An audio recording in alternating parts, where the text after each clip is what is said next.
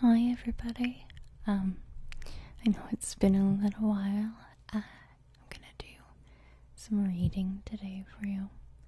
I'm gonna do it in honor of my boyfriend actually, and well, anybody out there. I know a lot of you guys love the author and poet Shel Silverstein. I had just heard of him last year, I think, and I have to agree. I love what he writes. I love that it's kind of like children's books, and it's kind of dark, and there could be so many meanings to the poetry. So we're gonna read some of that. Are you ready? Sit back and relax, and I'll be here with you for a little while. And I'll be here with you for a little while. Okay, here we go.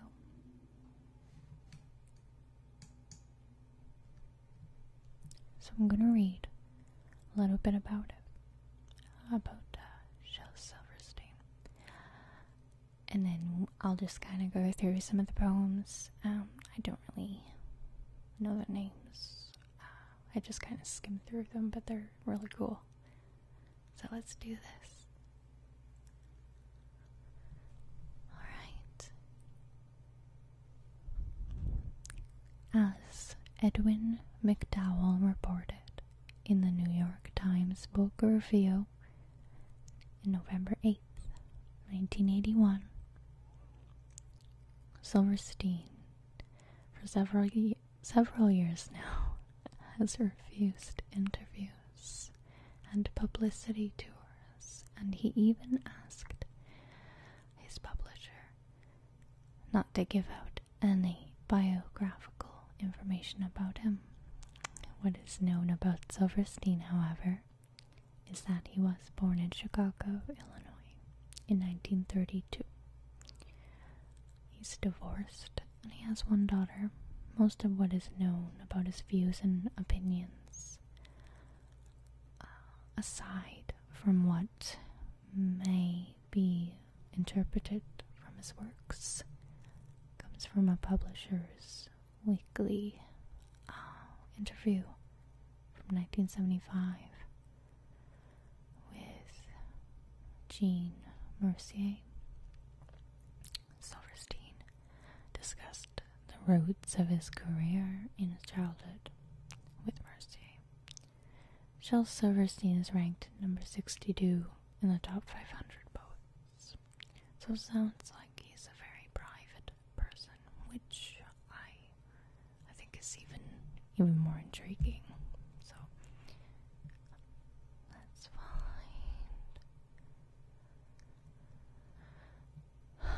find some poems here. Let me see. Okay, I'm going to read A Boy Named Sue first. See how long it is. Okay. Oh, it's pretty long. Okay. We will just kind of go with it.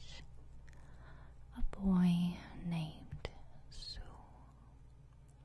Well, my daddy left home when I was 3, and he didn't leave much to Ma and me.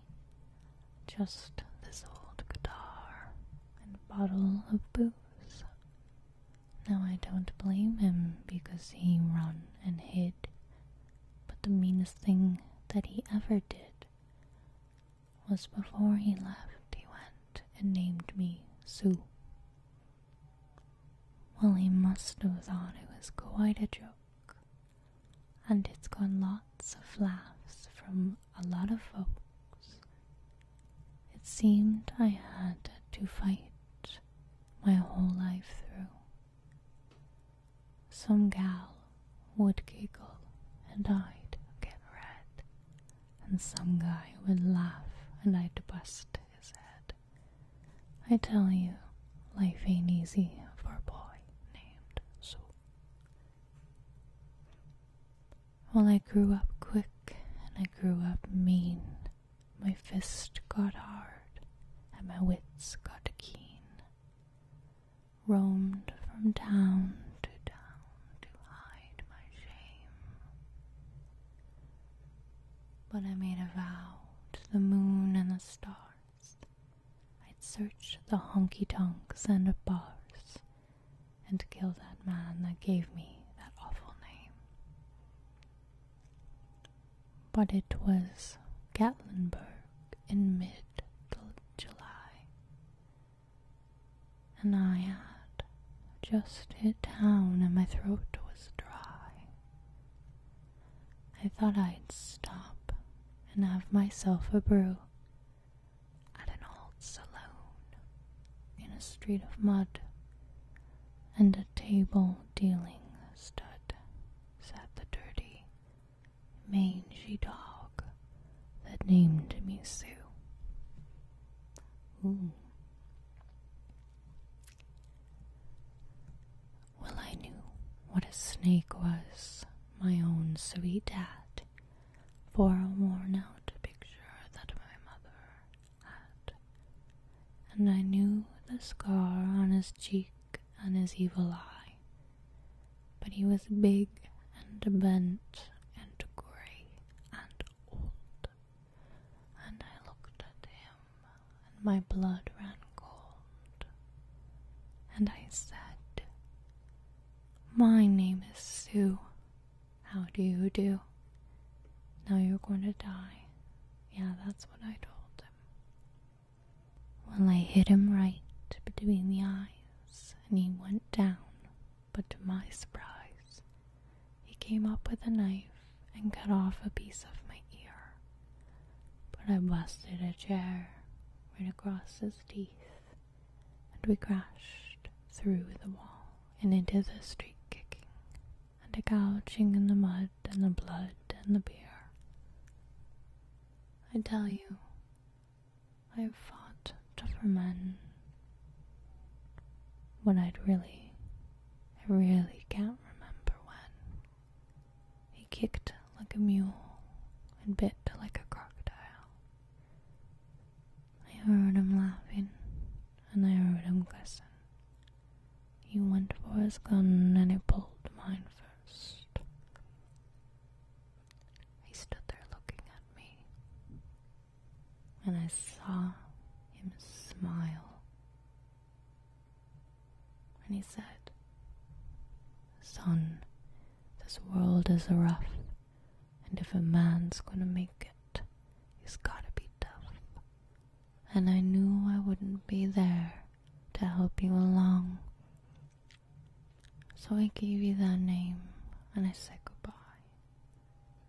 I thought you'd have to get tough or die. And it's that name that helped to make you strong."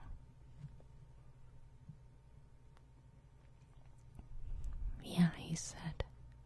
"Now you have just fought one hell of a fight, and I know you hate me and you've got the right to kill me now, and I wouldn't blame you if you do. But if you ought to thank me before I die for the gravel in your guts and the spit in your eye, because I'm the guy that named you Sue. Yeah, what could I do? What could I do?" I got all choked up and I threw down my gun, called him Pa, and he called me son, and I came away with a different point of view. And I think about him now and then, every time I tried, every time I win, and if I ever have a son, I think I'm gonna call him Bill or George. Anything but Sue.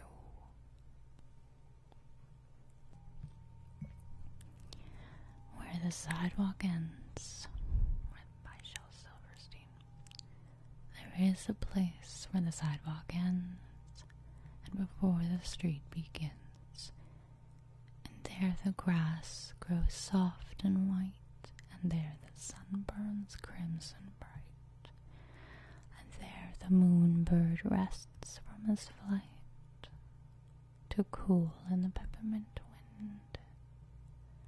Let us leave this place where the smoke blows black, and the dark street winds and bends,